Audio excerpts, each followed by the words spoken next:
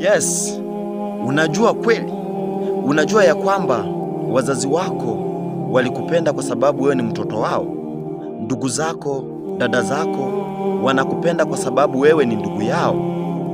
Marafiki zako wanakupenda kwa sababu wewe ni marafiki zao?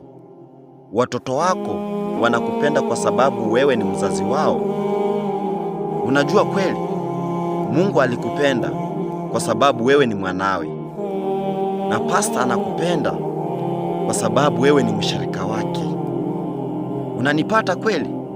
Lakini kuna mtu mmoja alikupenda bila sababu.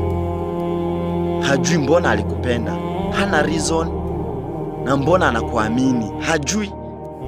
Na huyo ni mpenzi wako, ni mtu pekee, hana sababu mbona alikupenda wewe.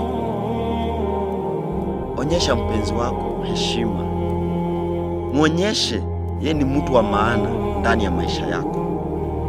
Mpatie heshima yake, muvalue, usimdharau.